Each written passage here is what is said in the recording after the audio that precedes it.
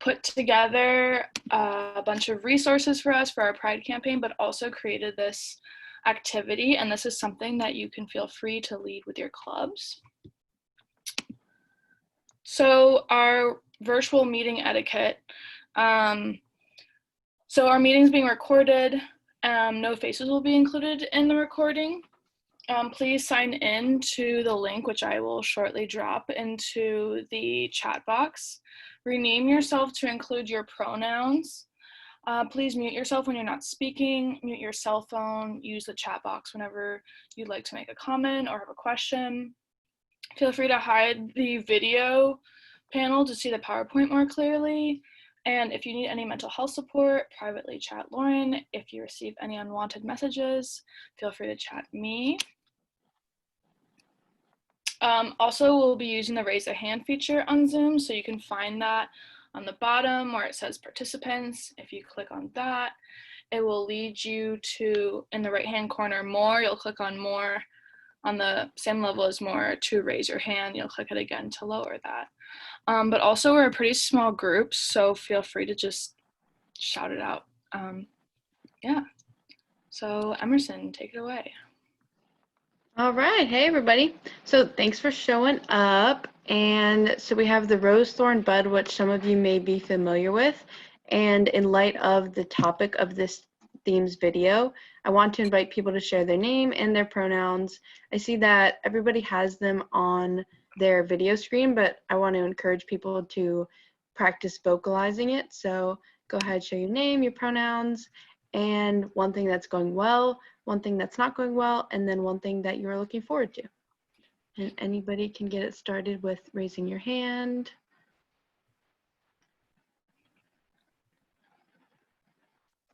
Jada, go ahead. Hi, I'm Jada.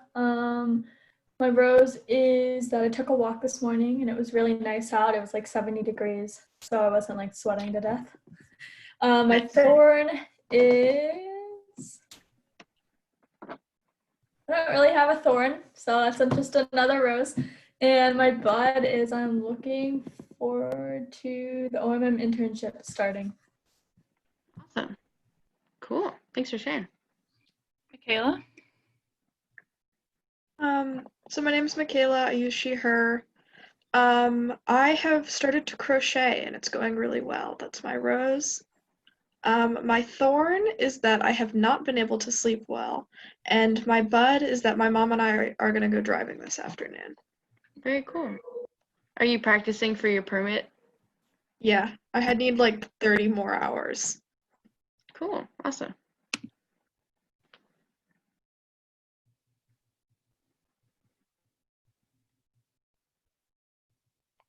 I can go. So my name's Catherine. I go by she, her. My rose is that I went on a nice run yesterday and it was pretty cool out. So that was nice. My bud is that I'm having a friend over for dinner later this week and we'll be cooking together, which is something we really enjoy doing. And then my thorn is that just feel a little tired today, but I'm excited to be here. Sweet. Glad you're here. Thank you.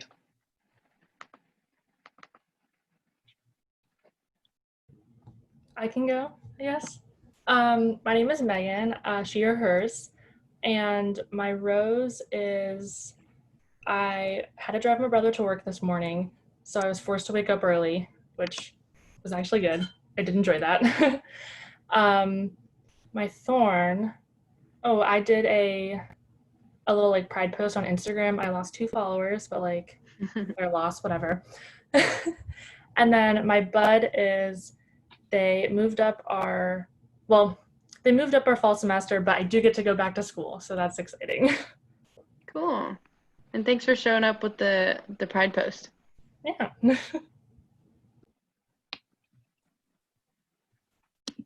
can go. So my name is Lauren. I go by she, her pronouns. A rose thing that's going well is I actually had a friend meet me in my apartment building's like courtyard for lunch today, and that was really nice. I hadn't seen her since kind of quarantine, so that was very nice to get just some social time with a friend. Thorn, I'm realizing that my dog has sort of regressed with her or her separation anxiety. So I'm gonna have to do a lot of retraining there as I'm like starting to go out more and be away from her a little bit more. Yeah, so that's difficult. And then Bud, I'm looking forward to a vacation with my family after July 4th that I'm really looking Nice. forward to. Yeah.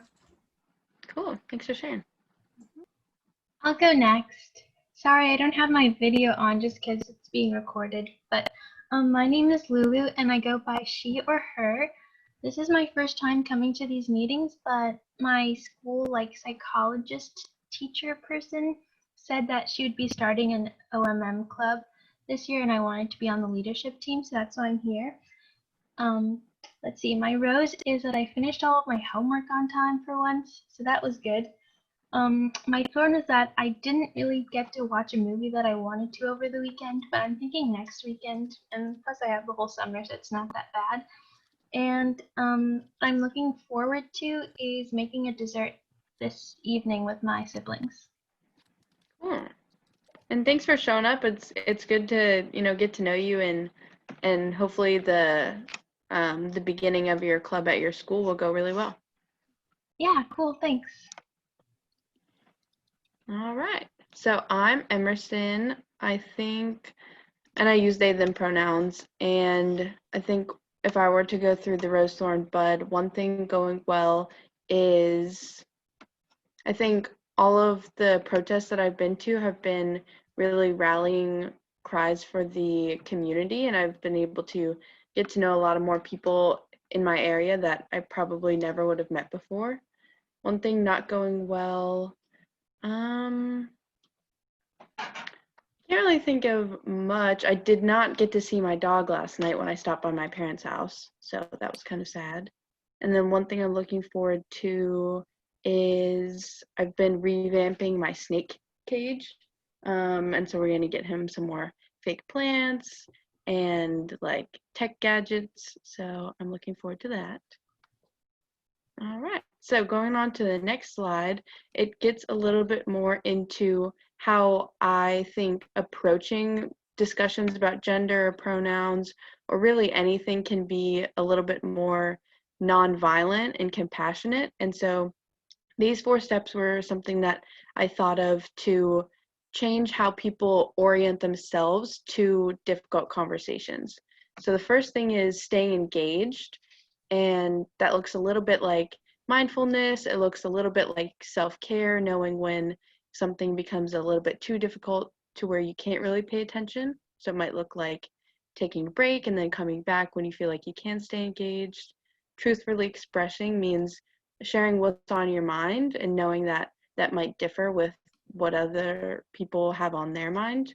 Experiencing discomfort is about how everybody grows up and is exposed to different things throughout their life, and everyone is kind of altering their viewpoint in every single moment, and that clash can be a little bit uncomfortable, but it's worth it in order to get to know somebody. And then practice being open-minded, so knowing that your opinions and your viewpoints are valid and so are other people's, and seeing if you can come to a synthesis or an understanding. And so as we go through that, the next slide talks a little bit more about the essence of this activity, which you can replicate or alter in clubs, whether they're virtual activities or in-person activities, depending on the fall. And so the main goal is to express our pronouns and gender, and then discuss what that really means to us. What does it mean when we have 2 pronouns that we go by? What does it mean when we have, a period of exploration with our gender. And within that, it is taking that a step beyond and helping other people experiment with their pronouns or their gender or their identity. And the last step is advocating for the rights of everybody to be able to do that. And whether that's in businesses, whether that's in schools, whether that's in policy, it's really challenging the greater society to step up to the plate and allow us all to be on the same playing field. So I see we have a new member. Hey. Hello. All right, so it's good to have you here. See you changed your name and your pronouns. That's awesome. And you're coming in at the perfect time. So we just shared a little bit about ourselves and what this activity is. So again, it's going to be focused on gender and pronouns and advocacy. Thank you. Yeah. And then as we go to the next slide, because it's virtual, you really don't need a lot of stuff. All you really need is an open mind. You know, you have to show up, which everybody did, an internet connection, and then at the end, something to write down your action steps on. This can be your phone, it can be on a piece of paper, a Post-it note, but it's just something to hold you accountable. All right, so next slide, we are kind of changing the course and getting into the nitty-gritty of pronouns. So as we look at this pronouns, does anybody have any unfamiliarity with any of these pronouns?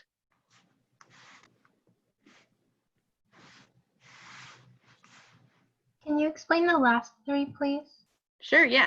So the last three are what we call neo-pronouns, which just means new pronouns. And these are some that have made it a little bit more possible for some creativity in how people express their gender. And so the last three are ones that kind of have come out of the woodworks. Some are more popular than others, but they are pronounced. The fourth one is Z here, hears. And then the fifth one is Z zim zeers. And then the last one is EM ears. So they all kind of sound a little bit similar. And what I want to go through is on the next slide, practicing them a little bit. And I found this awesome graphic that gives us a little bit of, you know, if you ever learned another language like Spanish or French and you went down into like, this is the grammatical structure of this sentence. It's a little bit similar because we are learning something new.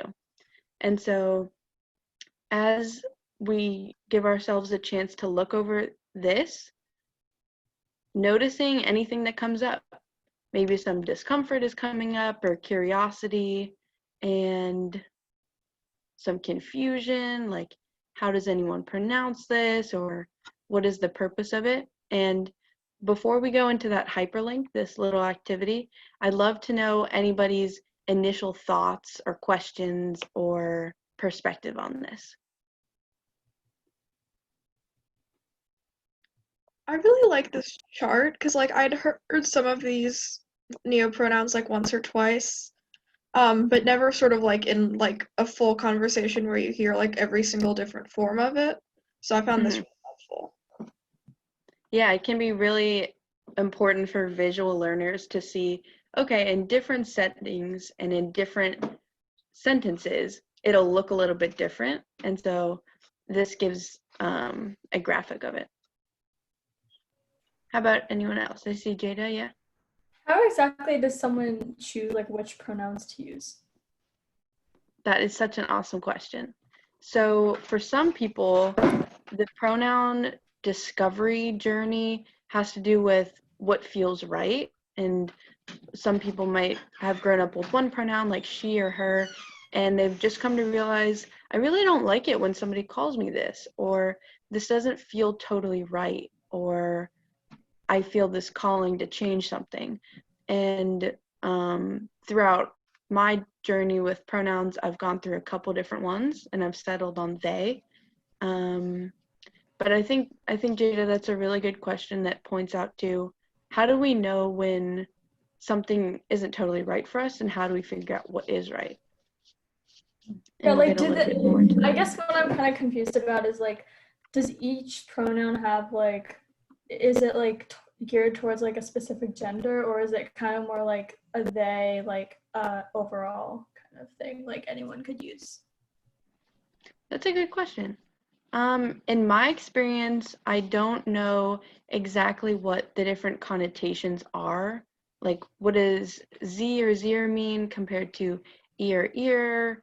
But with a little bit more of traditional pronouns like he, she, and they allude more to like gender binary or gender non-binary. Okay. Would you like to say something? Yeah. If that's okay. I personally, in my experience, I think that there's no necessary gender that a pronoun is assigned to. While she and he are stereotypically more feminine and masculine pronouns, I do know some women, especially lesbians, who go by he, him pronouns and the like. And usually neo-pronouns are for people who don't feel comfortable with gendered binary pronouns, that don't want to use they, usually because it has a there's some confusion grammatically about whether that's a, you know, about, because usually it's used as a plural pronoun, although singular they is gaining traction as a pronoun in more modern times. But I think it really depends on what you're comfortable with, and it's not limited to just one gender. They don't have specific assignments. It's just what you feel is right. Yeah, that was a great point, Zach. And I appreciate how you brought up the idea that pronouns, they don't have to be segregated to one type of people. In your example of lesbians who go by he, him, that actually is a lot of historical context based on like what sort of function gender expression has in regards to your personal safety. So there was a large chunk of the latter half of the 20th century where gender roles were so integral to preserving your safety that some people who presented very masculinely, they went by he, him so as not to draw any attention to their same-sex relationships. And so if anybody's interested in that, I definitely recommend looking up he, him lesbians in context of the like latter 20th century, and you'll get some good Google results from that. All right. And so, Catherine, if you click on that link, I was really enamored with this link because it is very interactive if you're kind of a kinesthetic learner. And so if you click play, it'll bring you to this page where you can select any number of pronouns, some that I had never even seen before. And there's about 12. I clicked on Faye as well. So is there any pronoun that jumps out at anybody in this group that they want to try out for this activity? I'm surprised that Z and here are listed as different pronouns, because I usually have seen them in the same pronoun set, just as different grammatical forms. Yeah. So I guess here. Here. All right, cool. So you pronounce, it comes out and it gives you a way to pronounce it and a little bit of a definition that points to your question, Jada, like, hey, who uses these pronouns? What does it mean when somebody uses these pronouns? And then it also gives examples for different grammatical explanations. So we have the subject, the object, and even a sentence example. So here really loves burgers. And if we can fiddle around with it, the next one goes into those cats belong to here. And what I really like about this is it puts you in the position of being a learner.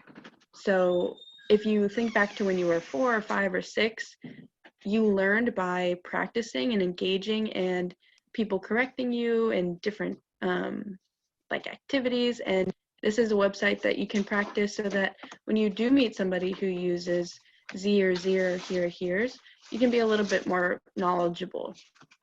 And then it comes out with a game, like a fill in the blank game. So does anybody have a guess with what we would put in this box? Here. Yay. All right. Anybody want to guess what this one is? I Here. would guess here also. This might not have been the best set to demonstrate. All right. What about this one? Here's. Here's.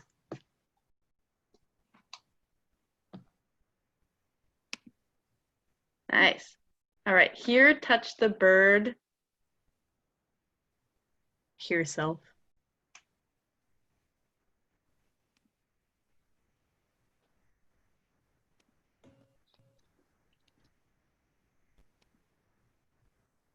All right. And so for this one, anybody who hasn't tried it out yet, you want to take a stab at it? Here will take over the world. Nice. All right. Michaela or Megan? Yourself. Woo. All right, Megan, this one's all you. Here's. I find it interesting that there's no apostrophe. Oh, is there an apostrophe? Let's try it out.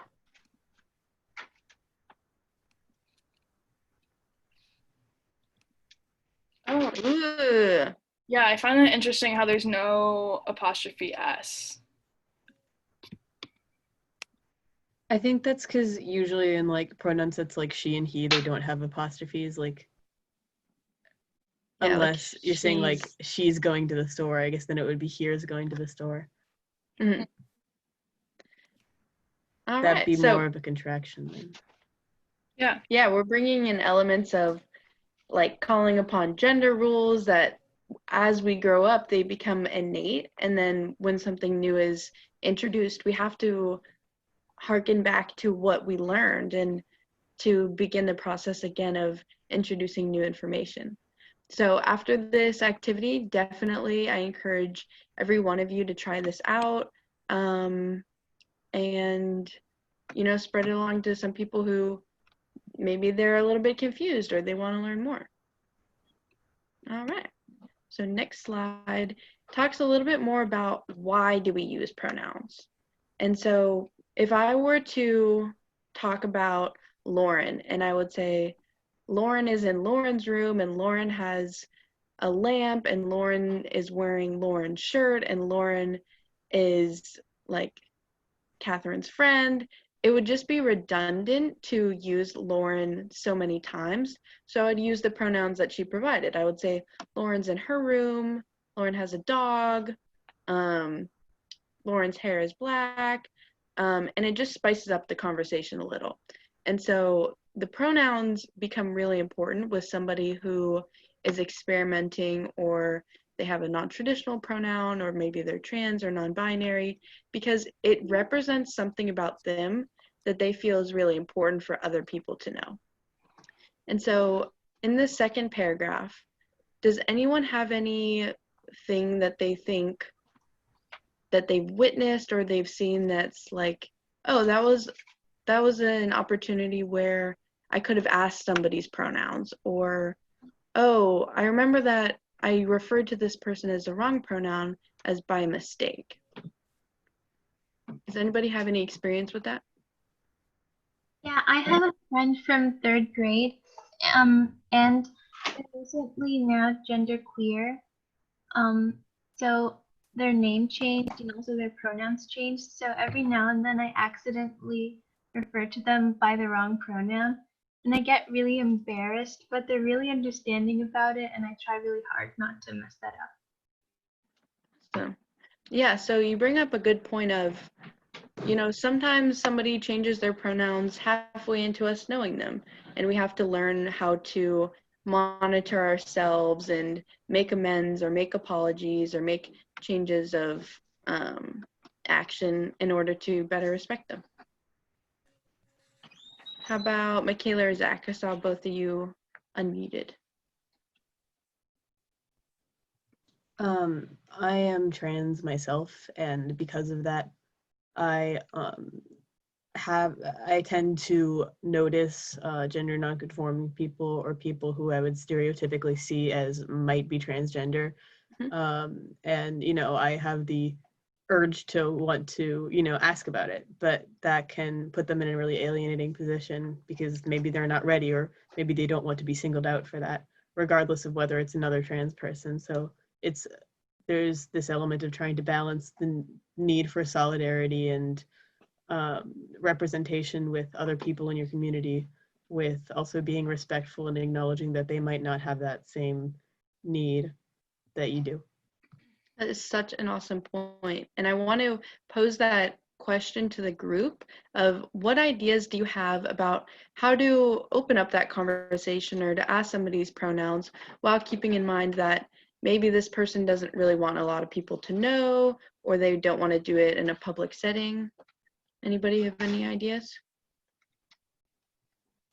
One thing that I've seen some of my friends do that I don't necessarily know if this is like always the right thing to do, but like if they meet someone that like it's sort of not immediately clear what their pronouns might be, like when you're introducing yourself, like put in your pronouns, because if you state your pronouns, sometimes the other person will too.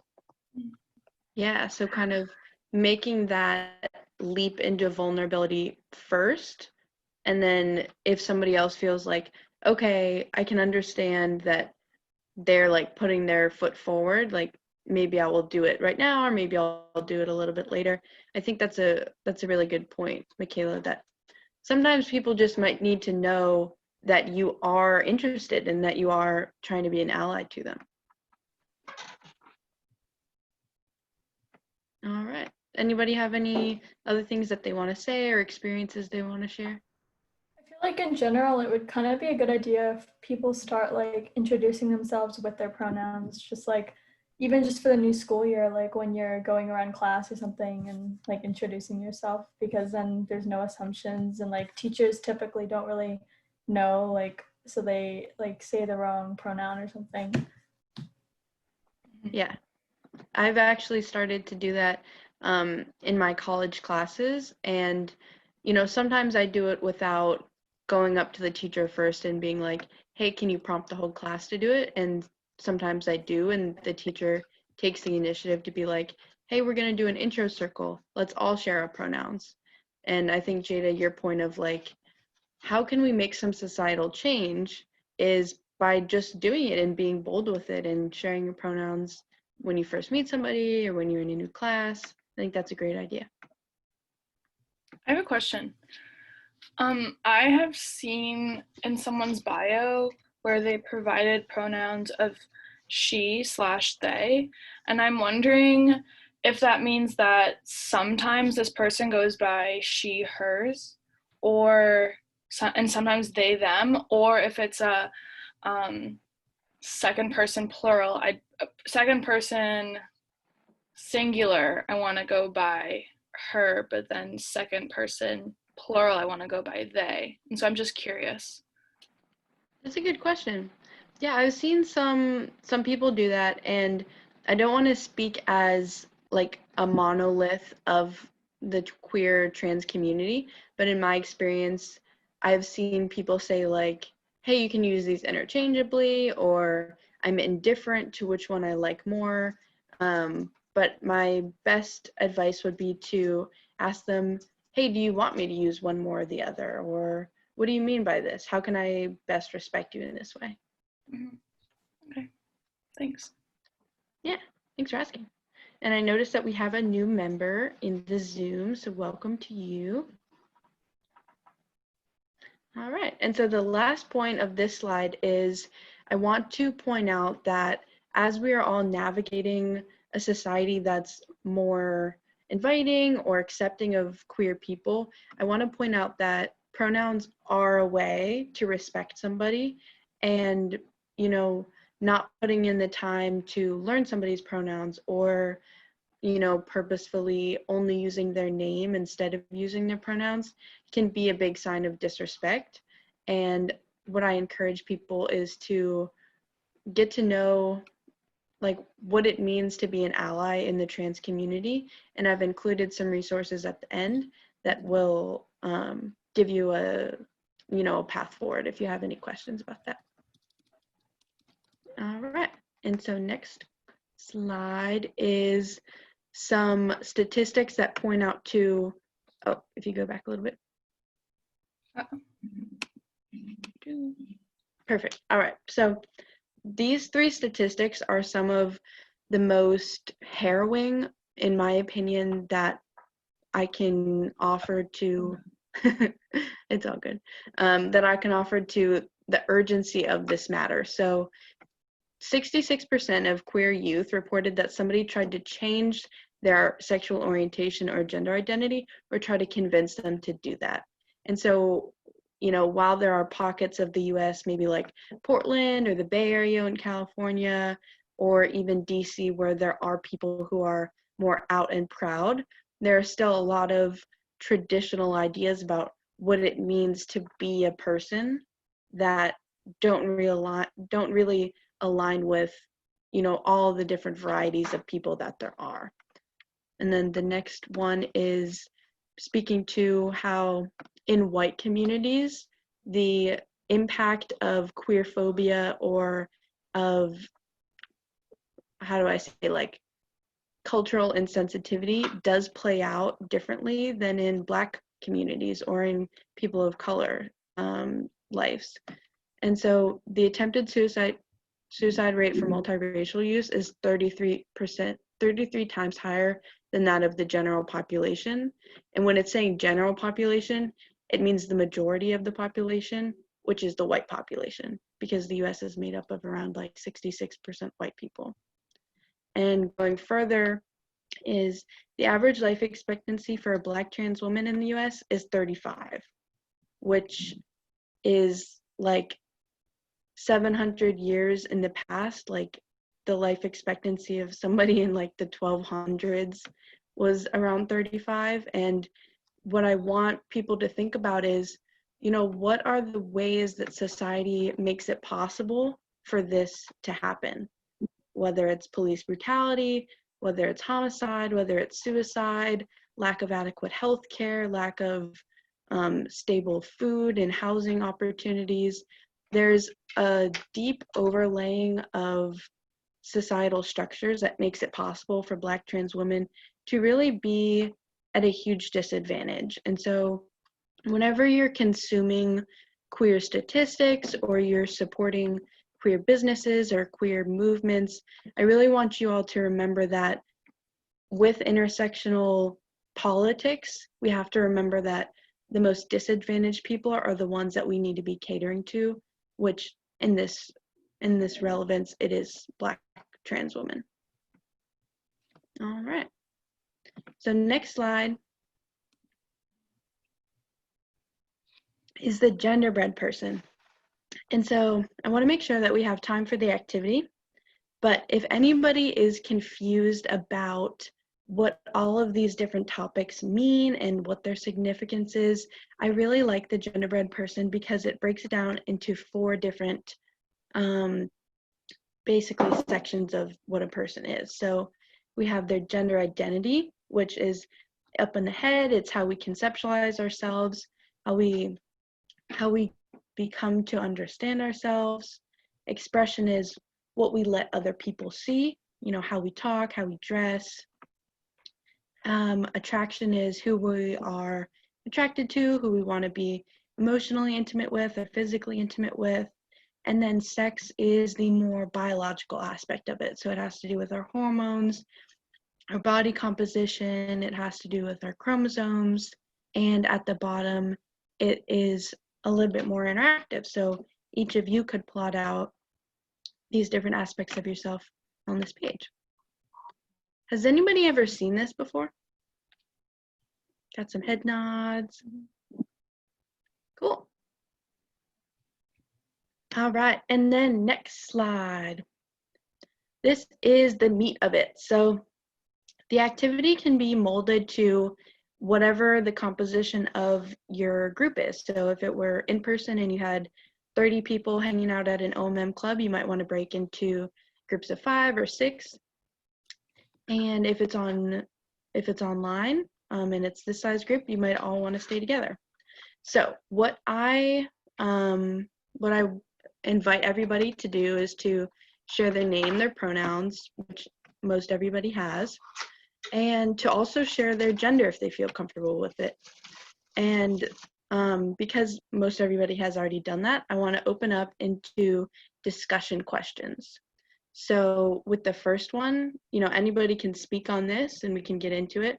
What do you feel that your name, your pronouns, and your gender represent about you? And what do they convey to other people around you? Awesome. So I'm going to set us up into breakout rooms, and we'll be in there for about how many minutes, Emerson? Maybe like 4 minutes. Okay, great. And then we'll come back to the main room. All right.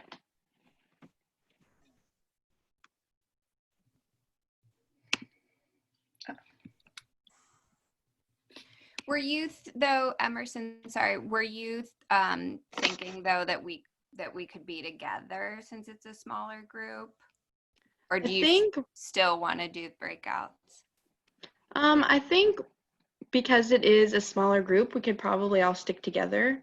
But I'll leave it up to the people to decide. What do people feel called to do? I keep pressing on the breakout room thing and it's not working. I don't know if Lauren, if you could access it. Oh, gotcha. I don't know if it's because I'm on my screen. I'll pose maybe a question. That's a sign. I don't know how to do it, so maybe that's a sign that we should stay together. Yeah, let's just stay together. All right, cool. So it has been decided for the people that we will stay together. Sorry, I went tyrannical. All right, so what do you feel that your name, your pronouns, and your gender represent about you?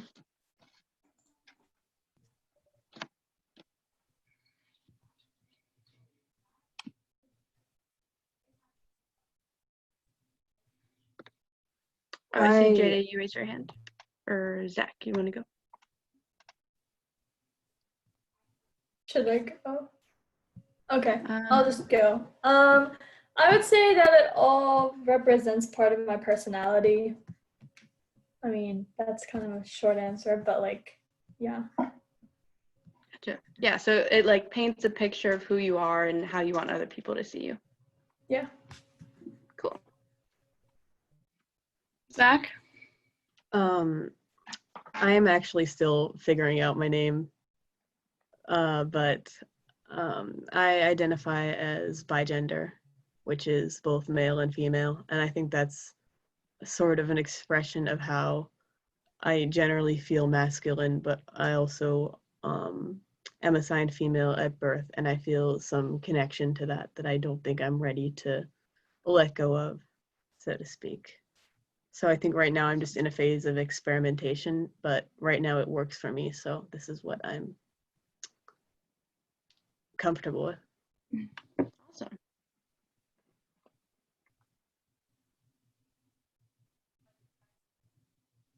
I think what my name represents about me, I know it's name, pronouns, gender, but name is that it was my great grandmother's name, so I think it just holds significance in that it's a family name. Yeah, awesome. So a sense of connection to your lineage and, your family legacy.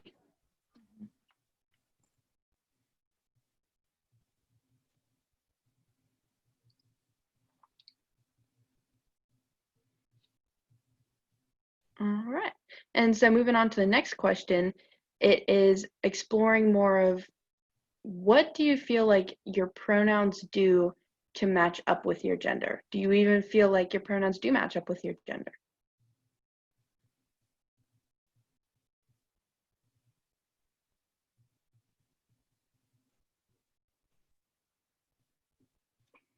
Got a thumbs up from Jada, making use of the technology.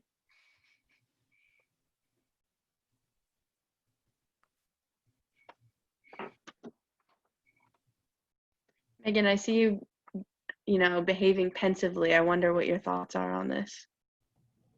Okay, so I would say I feel like my pronouns correlate with my gender, but also, and like this is coming from a place of privilege since I've never questioned whether or not they do match, but it almost seems to me like it doesn't really matter that much. Because like they're all just words. But again, like I've never had to question my identity based on my pronouns. So for someone who has, it would obviously be different. Gotcha. So for you, it seems like your lack of feeling like they're super out of whack means that they kind of do match up, you know? You don't really feel called to change them or alter them in any way. Yeah. Cool.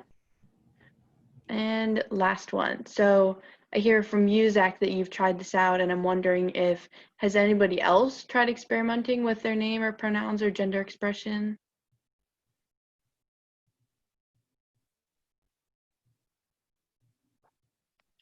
The question of sort of gender expression is somewhat interesting for me, like as someone like who identifies as a lesbian, because there's sort of like this portrayal of like very feminine lesbians and then very butch lesbians, and like I don't really feel like I fit into either category.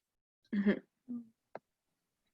Yeah, so for you, there is also sort of a binary within your sexuality where people tend to express one way or another, or the media portrays them as one way or the other. And that's really interesting because it shows how like everything is interconnected when it comes to humanity, like whether it's who you are attracted to or who you see yourself as or who you want other people to see yourselves as. That's really interesting. All right. And then we have 4 more questions on the next slide that I think get into a little bit more of deep conversation. So one thing that I want to pose to you and both to Lulu and Pwashi, if I'm pronouncing that correctly, what is it difficult for you about using your pronouns or using anybody else's pronouns?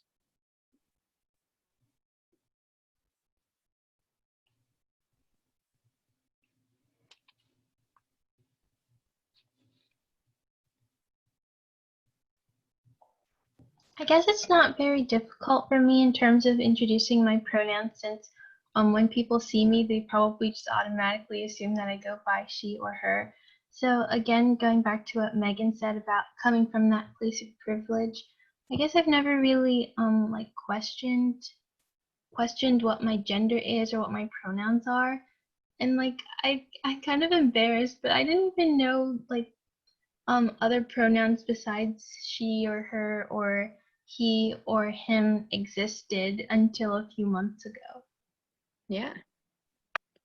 And I really appreciate that both Megan and Lulu, you're talking about what privilege is. And I think that that can get a little bit looked down upon. And like Zach said, there's nothing to be embarrassed about with having privilege or feeling like your pronouns correlate with your gender, your assigned sex at birth.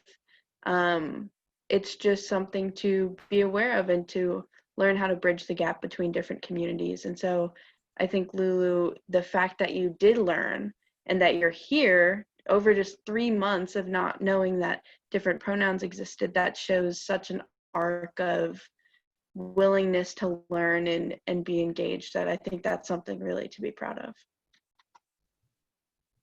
Thanks. And then, for sure. And then, Pwashi, I noticed that you unmuted, and I'm wondering if you wanted to say anything.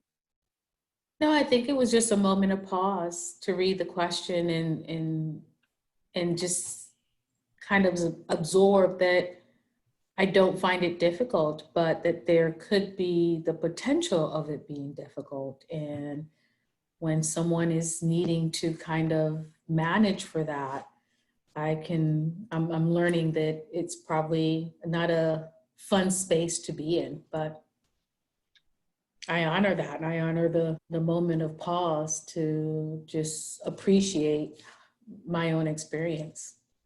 Mm. Yeah, calling upon that empathy of feeling of what it might be like to, not know if somebody is going to accept you for your pronouns or to understand your gender, and maybe they don't want to learn. That's a good point.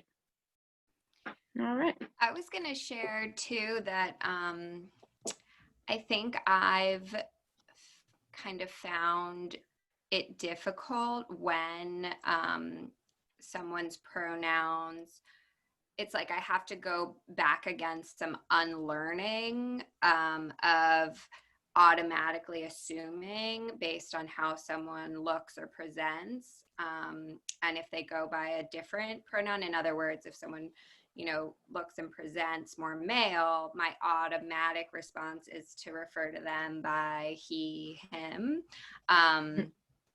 And if that's not the case, I found, even if I know that, like, my own automatic response is to default to the he, him pronouns. And so I just know for myself, it just sort of shows like all of that socialization and, I'm a little bit older than most of the teen attendees here, and just like how much of that, it's kind of an unlearning of that's not automatic. And so, I've just found it difficult at times, but want to be as careful for all the reasons that you shared, just like the respect, and that it can be very disrespectful to not try. And yeah. Awesome.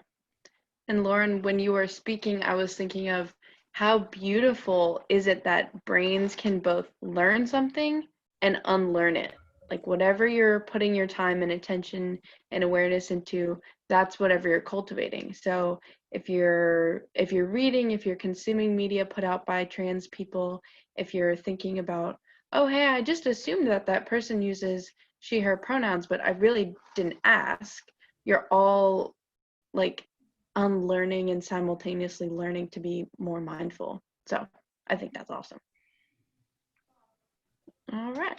And so we have a couple more minutes. So I want to do one more question that speaks and flows into the advocacy efforts that I'm going to touch on. So I'm going to pose this to the group.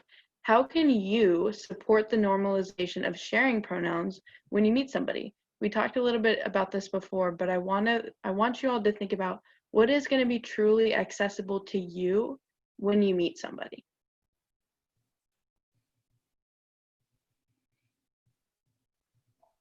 I think one great way of sharing your pronouns might be, and this is more digital too, like if you have an email signature, if you're meeting someone for the first time, you might put your pronouns, or I don't know, like if you're creating an online profile or something, you might also put your pronouns there.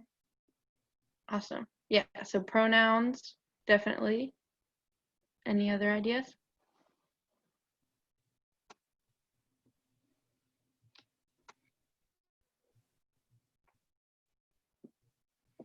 One that comes to mind, we kind of mentioned it earlier, but when you meet someone for the first time and maybe you're chatting, making small talk, oh, where are you from? Where did you go to school?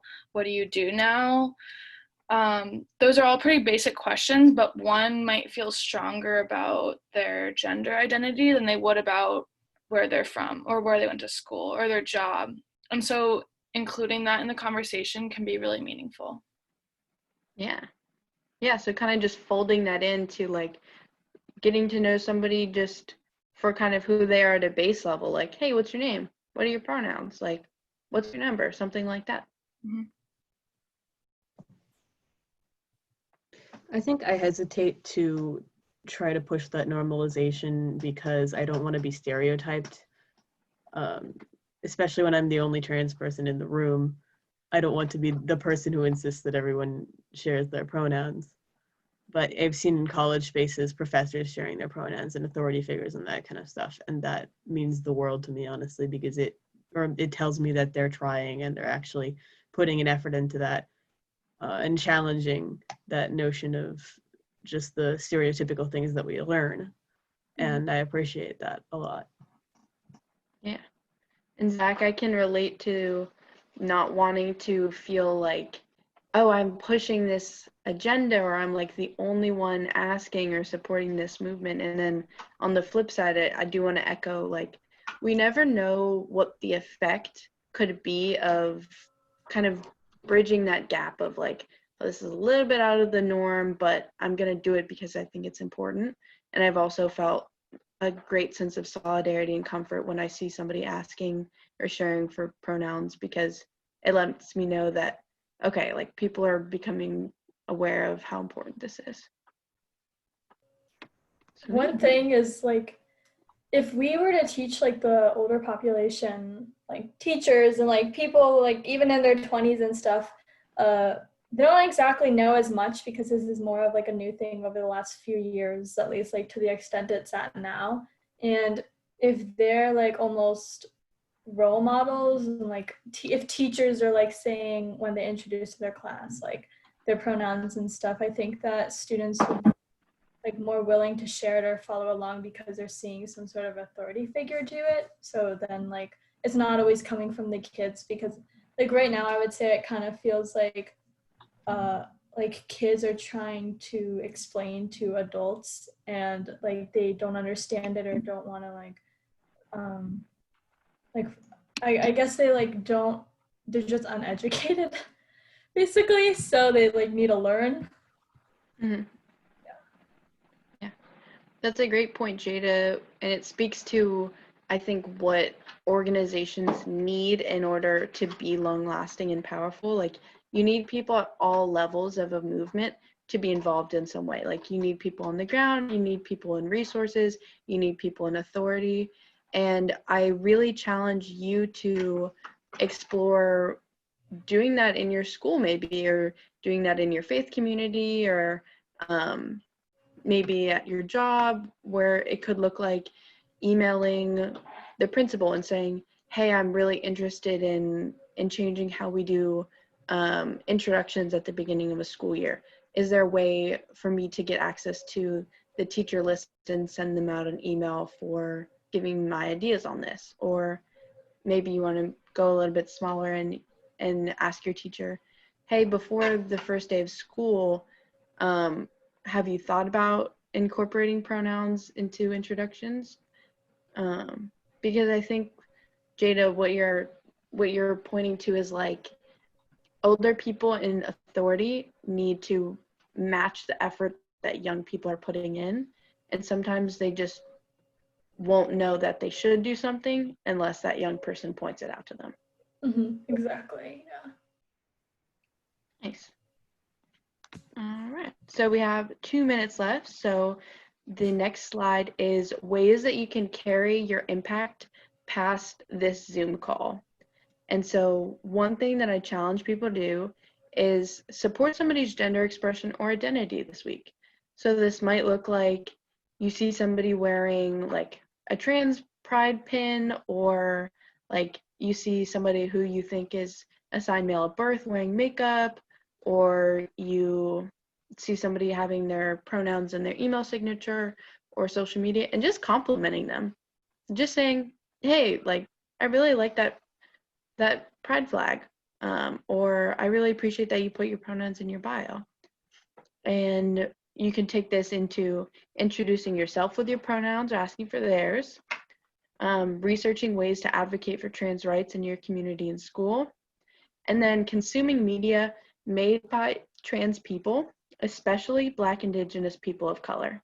I talked a little bit about this before, where if a movement doesn't pay homage to or come from the mouths of the people who really face the brunt of exclusion or oppression, then it's not taking into account the whole movement. So I put in some links that I will show you all if we go to the next slide. All right, so Lauren or Catherine, is there a place where we can put this presentation? Mm-hmm. Yeah, I'll send up a follow-up email with the presentation and all these resources, and feel free to send me any other resources or things you'd like, Emerson. Perfect. All right, so keep an eye out for this presentation, and I've compiled 3 links that are awesome. So the queer trans person of color acronym is like made by people of color who are queer and who are trans, and that first link has a bunch of corollary links, like a bunch of books, of articles, of videos that you can all check out. And then as queer rights intersect with Black rights, we have the Black Lives Matter movement. And there are chapters all over the US and the world, and this one is the DC one. And then there are also some Black queer organizations that you can vote with your dollar on and donate to or buy their products, and just get involved that way. And then the last slide is some different ones that are a little bit larger. So maybe you want to figure out what to do with your school, so you could check out the Gender Identity for Schools one, or you want to just kind of spread out resources for maybe your family members who don't really know what being an ally means, so you can check out the Guide Toward Allyship, but they're all awesome links that you all have access to. And the other thing that you may or may not be aware of is on the Our Minds Matter social media pages. I've been doing a social media campaign for the awareness and advocacy efforts of queer people, and those posts go out on Thursdays and Fridays. Check them out, share them on your page. And those are the links. So you can check them out. Maybe you're not following them and you want to follow them. And the last slide, I think, is the other resources. Yeah. So those are more mental health based. Yeah, these are general resources. So as always, feel free to reach out to us, use these resources. Hopefully we'll have some more Wellness Wednesday meetings in the future soon. And so you all just stay tuned and stay tuned for an email from us about that in the upcoming weeks. So thank you all for coming. Make sure to sign in. I put the link in the chat again, because that's how we'll have your contact information to send the all those links and follow up and the PowerPoint. Yeah. Thank you very much for hosting. Thank you. Thanks everyone for showing up, for putting in the effort. This is really nice. Thank you, Emerson. Thank you. It means a lot to have a space to actually talk about this, especially during quarantine. For sure. Yeah, definitely. And if anybody has any questions about anything that we've covered in this this presentation, I am the one who sends out the trans and the queer posts on Thursdays and Fridays. So if you ever want to pop down into the comments, I'll be there. And yeah, definitely interested in hearing any thoughts or supporting this community more.